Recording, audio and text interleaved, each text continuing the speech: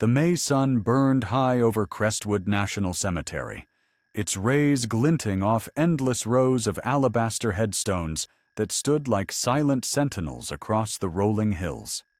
A faint breeze stirred the air, carrying the scent of blooming dogwoods, yet the atmosphere pressed heavy with solemnity. This was hallowed ground, where the nation paid tribute to its fallen.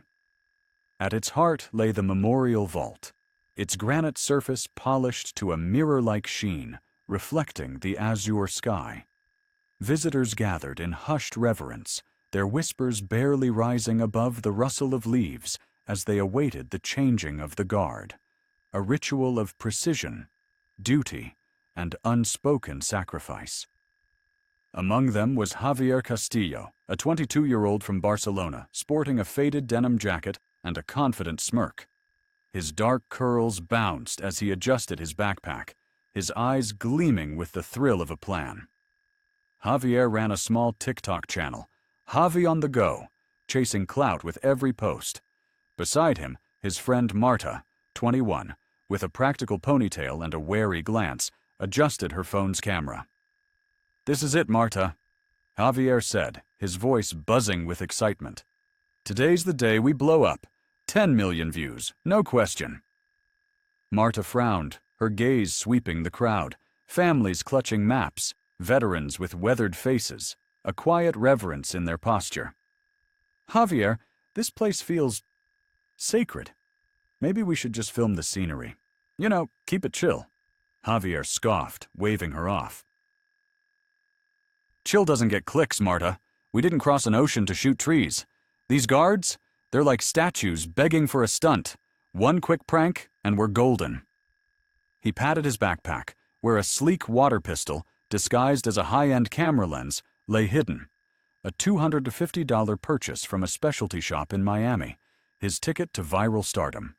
20 yards away, Staff Sergeant Nathan Brooks stood at his post, his charcoal dress uniform immaculate, silver insignia catching the sunlight. At 29, Nathan was a decorated soldier, his 7 years in the Army marked by a grueling deployment in Iraq. Guarding the memorial vault was his proudest honor, earned through months of relentless training. His hazel eyes, shielded by dark aviators, scanned the crowd with disciplined calm.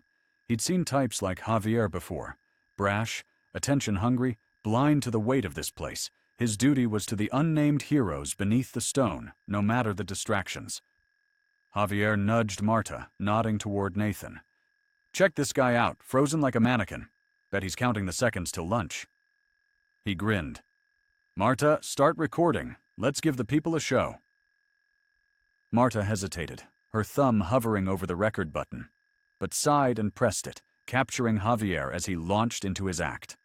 "Hey, everybody," Javier called, his voice cutting through the murmurs. "Welcome to Crestwood, home of the world's most stoic statues." He pointed at Nathan, mimicking a rigid salute with exaggerated flair. A few kids nearby giggled, but an elderly couple, their faces etched with disapproval, stepped back. Javier didn't notice. He strutted closer, goose-stepping like a cartoon general. "Time for inspection, soldier," he declared, winking at Marta's camera. Margaret Dawson, a 70-year-old with a silver bob and a Navy veteran's pin on her scarf, stood near the edge of the crowd with her husband, Tom. She muttered, "This kid's got no shame." Tom, his eyes narrowing, nodded.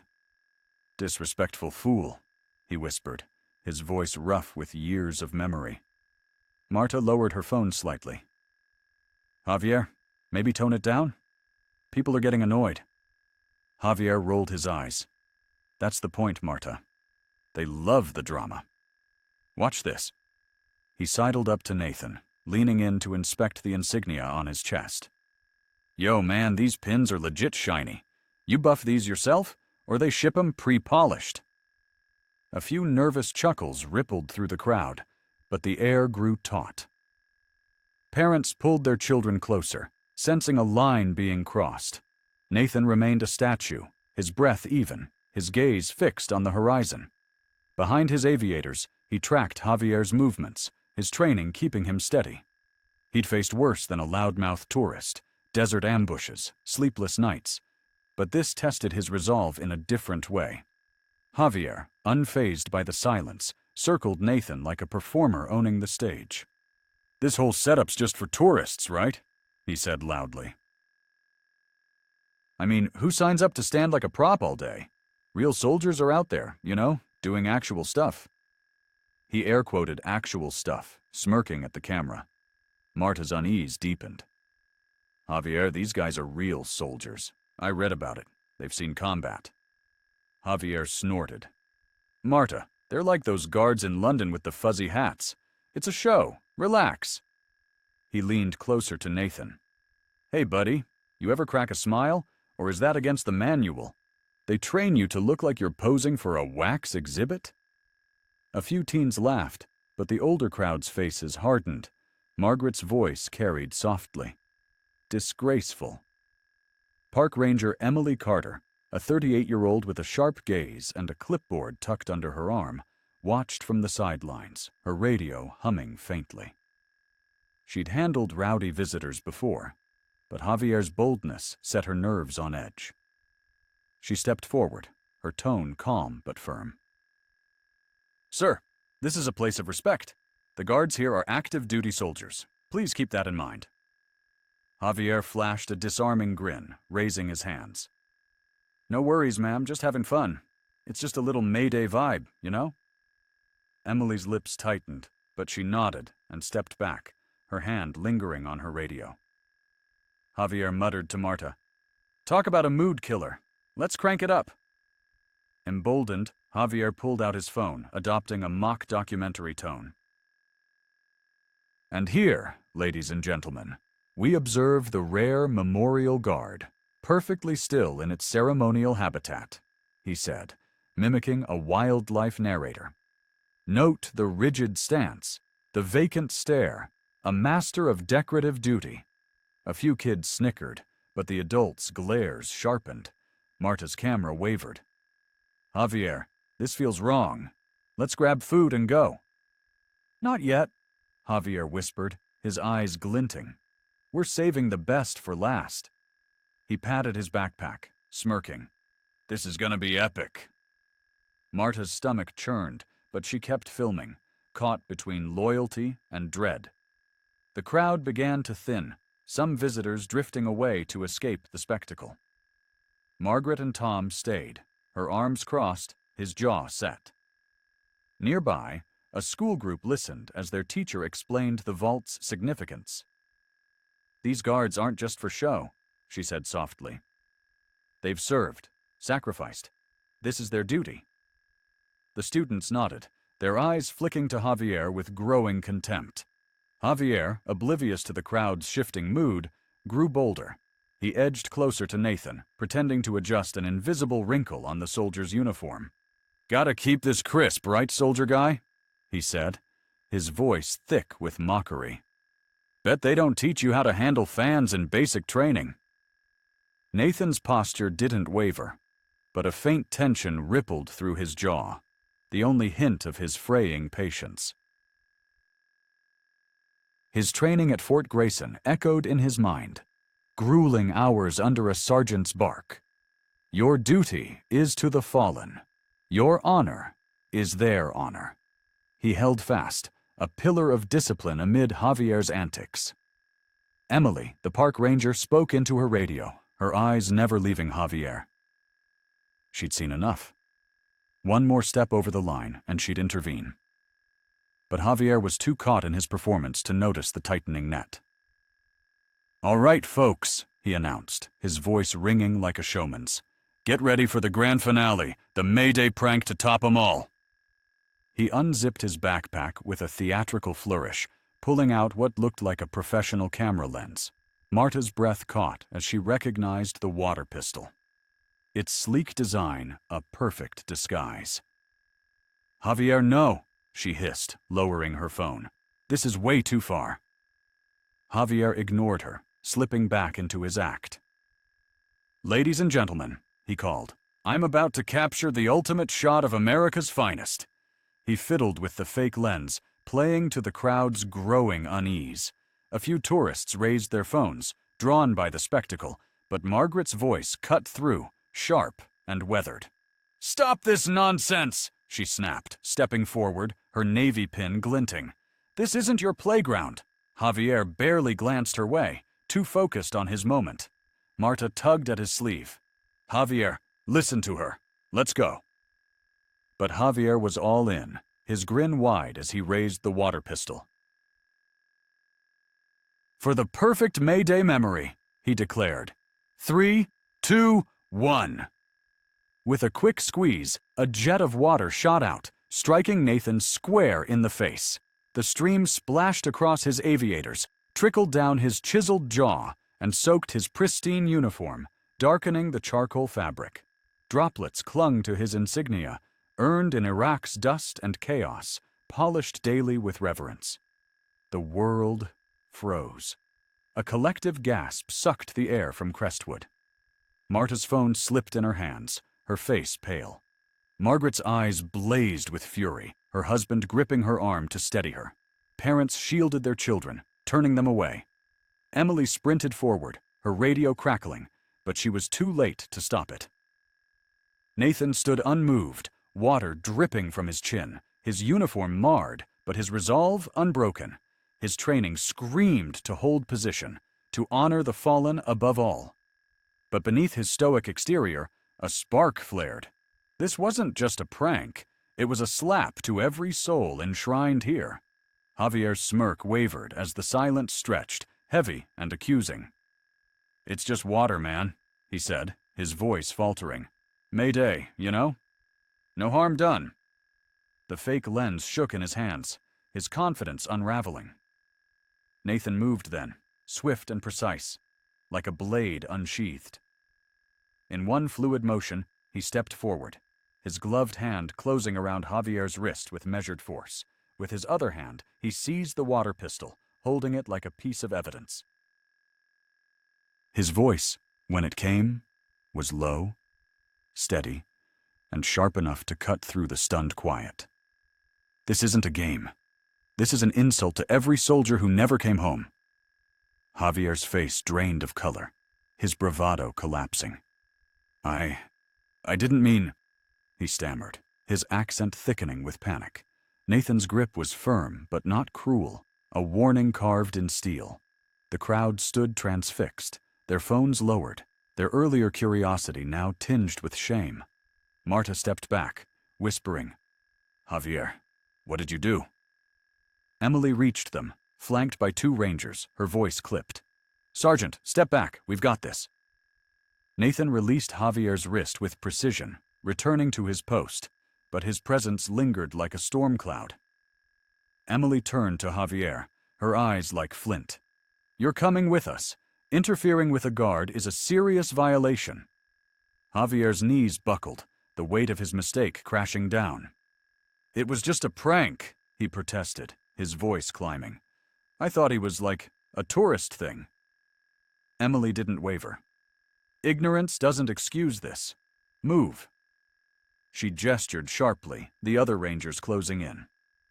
Margaret pushed forward, her voice trembling with restrained rage. "You think this is funny?" she said, glaring at Javier. "That man's guarding my son's memory, and every soldier here. You spat on them all." Javier's eyes darted to Nathan's soaked uniform, the insignia gleaming through the damp. For the first time, he saw them not as props, but as emblems of loss, of lives given. Nathan, still at attention, spoke again, his voice calm but weighted with authority. "This uniform carries the memory of every soldier who didn't make it back. These insignia aren't trinkets. They're proof of service, of sacrifice. I fought in Iraq. The guards who stand here tomorrow have seen war too. You mocked that for a video." His words landed like stones, each one sinking deeper into the crowd's silence. Javier's shoulders sagged, his swagger gone. "I didn't know," he whispered, barely audible. I thought it was just a show." Marta stepped forward, her face ashen. "We're so sorry," she said to Nathan, then to Emily. "He didn't get it. We didn't get it." Emily nodded, her expression unyielding.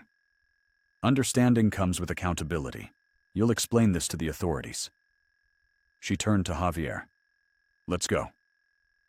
As the Rangers led him away, Javier glanced back at Nathan, his voice breaking. I'm sorry, man. I was stupid. I didn't understand. Nathan gave a faint nod, acknowledging the apology, then resumed his post, his posture flawless despite the sodden uniform. The crowd stood still for a moment, then slowly scattered, their voices hushed. Margaret lingered, watching Nathan with quiet pride. She turned to Tom, her voice thick. That's what duty looks like. He squeezed her hand, nodding. Nearby, the school group's teacher gathered her students, her voice soft but firm.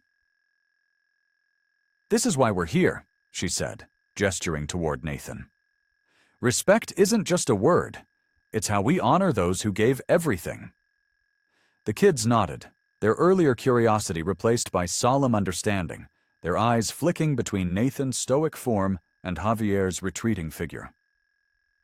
Marta trailed behind the Rangers, her phone now tucked away, her excitement for their American adventure shattered.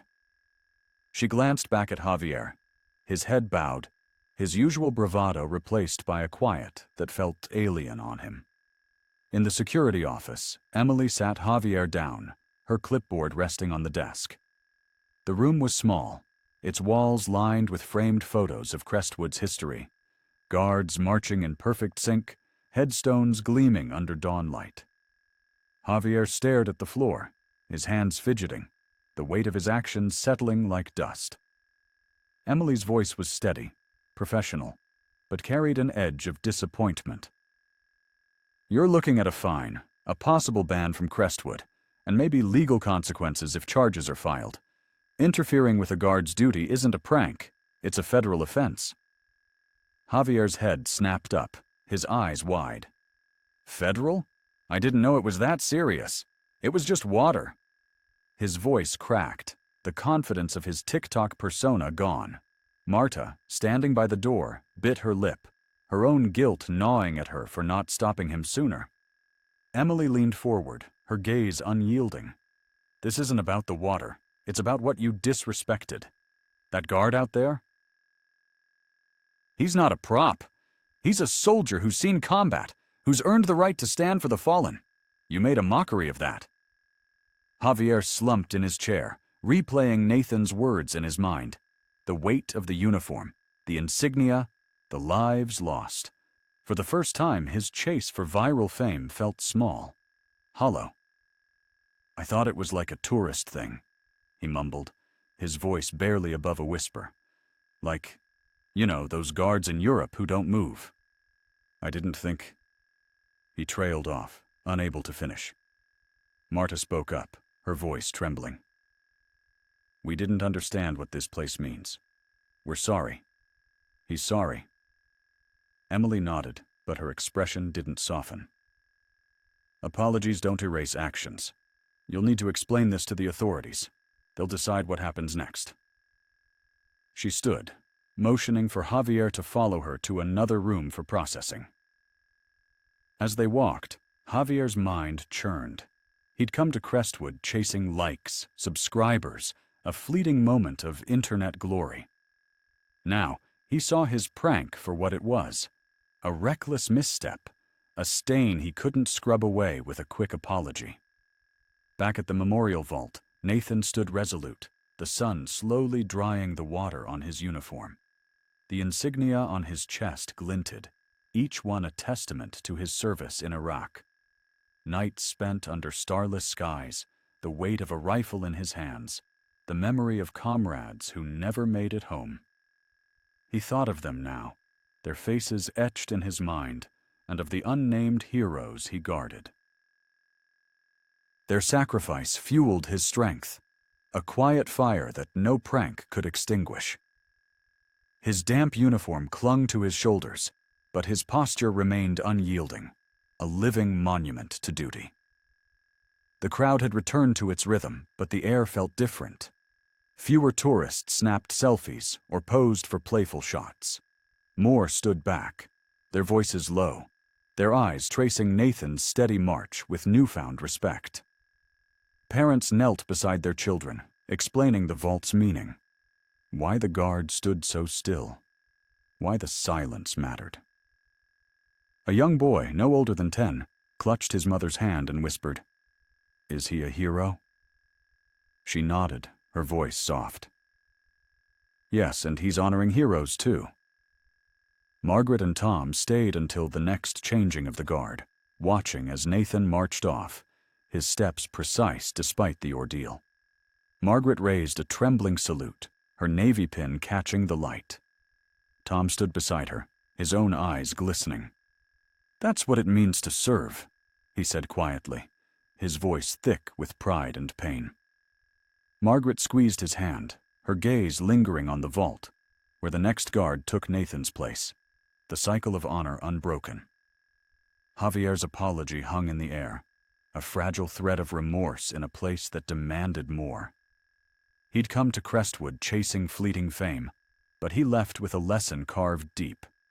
A truth about respect, about sacrifice, about the weight of actions in a place where every stone told a story of loss. As he and Marta left the security office, the cemetery's quiet pressed against them, a reminder that some mistakes echo louder than any viral video. The Crestwood sun climbed higher, casting sharp shadows across the memorial vault as the day pressed on. The crowd, now quieter, moved with a reverence that hadn't been there before Javier's stunt. Some whispered about the incident, their voices tinged with disapproval, while others watched the new guard with a deeper understanding of the weight behind the uniform. The air still carried the faint sweetness of dogwood blossoms, but it was laced with something heavier, a reminder of the fragility of respect in a place built on sacrifice. Javier and Marta sat in the security office, the hum of a distant air conditioner, the only sound breaking the silence. Javier's hands were clasped tightly, his knuckles pale, his earlier bravado a distant memory. Marta stood by the window, staring out at the rows of headstones, her phone tucked away, its camera now a source of guilt rather than excitement. Emily, the ranger, returned with a stack of paperwork, her expression professional but stern. "You'll be escorted out shortly," she said to Javier. "The cemetery's leadership will decide on any further action. You're lucky this didn't escalate to an arrest on the spot." Javier nodded, his throat tight. "I didn't mean to disrespect anyone," he said, his voice low, the Spanish lilt softened by shame. I thought it'd be funny. I didn't get what this place is." Emily's gaze softened slightly, but her tone remained firm. "This place is a monument to people who gave their lives. That guard you targeted? He's not here for your entertainment. He's here for them." She pointed out the window, toward the endless white stones stretching into the distance. Marta turned from the window, her eyes red. "Can we apologize again? To him, I mean? To the guard?" Emily shook her head. "He's back on duty. His focus is where it belongs, on the fallen. Your apology's been noted, but it's up to you to carry that lesson forward." Javier looked down, his fingers tracing the edge of his backpack, where the water pistol, now confiscated, had been his ticket to infamy. The weight of Nathan's words, the crowd's silence, and Margaret's fury replayed in his mind, each moment a sharper cut than the last. Outside, Nathan had returned to the barracks after his shift, his uniform still damp, but his demeanor unshaken. He stood before a small mirror, carefully polishing his insignia, each movement deliberate, a ritual of respect. His thoughts drifted to Iraq, the blistering heat, the crack of gunfire, the friends who never made it back. Guarding the vault wasn't just a post. It was a vow to carry their memory, to stand for those who couldn't. Javier's prank had stung, but it hadn't broken him. If anything, it sharpened his resolve, a reminder of why his duty mattered. Back in the crowd, the school group lingered, their teacher using the moment to drive her lesson home. "What you saw today," she told her students, "was a choice. That guard chose to stay steady, to honor the fallen, even when someone tried to make a joke of it. That's what strength looks like." The kids listened, some scribbling notes, others staring at the vault with wide eyes, its granite surface gleaming under the afternoon light. One girl raised her hand. "Will that guy get in big trouble?" The teacher paused, then said, "He'll face consequences, but the real punishment is knowing he disrespected something sacred." Margaret and Tom walked slowly toward their car, the cemetery's quiet wrapping around them like a cloak. Margaret's navy pin glinted as she adjusted her scarf, her steps heavy with the memory of her son, lost in a conflict decades ago. "That boy didn't know what he was doing," she said to Tom, her voice soft but firm. "But he felt it by the end. You could see it in his eyes." Tom nodded, his hand finding hers. "Some lessons come hard," he said. "Hope he carries it with him." As Javier and Marta were escorted to the cemetery's exit, the weight of Crestwood pressed against them. The laughter and thrill of their earlier plans had evaporated, replaced by a hollow ache. Javier glanced back at the vault, its silhouette stark against the sky, and felt a pang he couldn't name. "I messed up, Marta," he said quietly, his voice barely carrying over the crunch of gravel under their feet. "I didn't see it, not till now." Marta nodded, her own guilt heavy. "We both did," she said. "But we can't undo it. We learn." The cemetery returned to its rhythm, the changing of the guard unfolding with the same precision as always. Visitors came and went, their voices softer now, their steps more careful. The story of Javier's prank rippled through the crowd, a cautionary tale whispered among families and tour groups. Parents pointed to the guards, explaining their role with a new urgency. Veterans stood a little taller, their eyes tracing the familiar lines of the vault, its granite a testament to lives given and duties upheld. Javier's apology, though sincere, was a small note in Crestwood's vast symphony of honor.